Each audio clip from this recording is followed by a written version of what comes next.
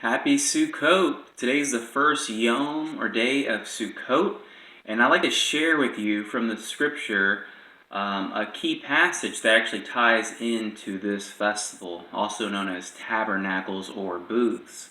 In the book of Deuteronomy in chapter 31, it is written in verse 10 the following: And Moshe commanded them, saying, At the end of 7 years, at the appointed time, the year of release, at the festival of booths, when all Israel comes to appear before Yahweh your Elohim in the place which he chooses, read this Torah before all Israel in their hearing.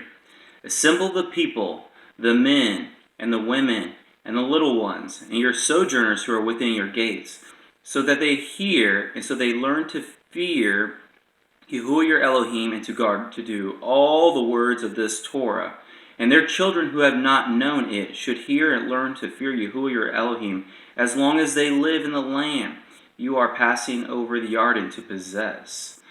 So we see that every Sabbath year, this Torah would be proclaimed to everyone in Israel, even the children. So there wasn't some separate thing where the children went to some children's program, but everyone was to hear the Torah. And there's a pretty cool account in history in the book of Nehemiah where the children had went into Babylonian captivity, but through Nehemiah and Ezra, when a remnant returned, we see that they returned to actually keeping the commandments and are reading the Torah as well during this feast. And I want to read this in Nehemiah chapter 8, and I'll start in verse 13. Again, the context is the 7th month here. And on the second day, the heads of the fathers' houses of all the people, with the priests, the Levites, were gathered to Ezra the scribe in order to study the words of the Torah.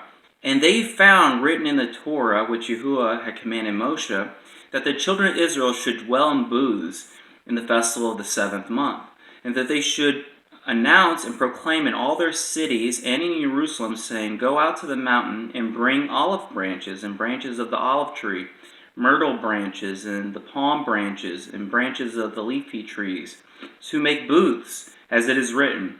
So the people went out and brought them and made themselves booths, and each one on the top of each one on the roof of his house, and in their courtyards, in the courtyards of the house of Elohim, in the open spaces of the water gate, and in the open spaces of the gate of Ephraim.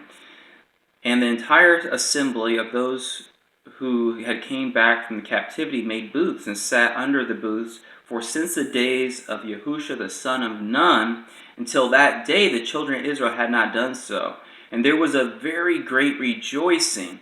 And day by day, and from the first day until the last day, he read the book of the Torah of Elohim. And they performed the festival 7 days. And on the 8th day there was an assembly according to the right ruling. Now this is quite significant because, remember, they were in Babylonian captivity and they came out. And there's a prophecy at the end of the age that the two sticks, the two houses of Israel, will return to the land of promise again.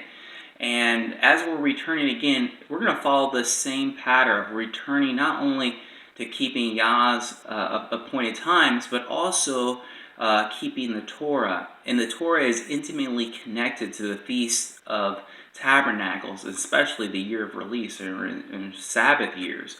And we know in the future, during the millennial kingdom, that 1,000-year period when Messiah will rule on this earth, that there will be 140 Sabbath years. And we can figure this out by knowing that within a Jubilee cycle, there are 7 sevens, or 7 Sabbath years, and then you have the 50th year is the Jubilee. Well, within a millennia, you have 20 Jubilee cycles. So 20 times 7 is 140. So 140 times during that millennial reign, we're going to hear the words of the Torah being read. At least 140 times during the kingdom, we're going to hear this Torah being read. So this is a central theme to the kingdom, is the Torah going forth and being proclaimed during the festival of Sukkot. I pray that wherever you're gathered, and that hopefully you guys are proclaiming and reading and rejoicing to Yahweh and reading His Torah and having a great time. I just pray that you have a blessed Sukkot in the name of Yahushua Messiah. Amen.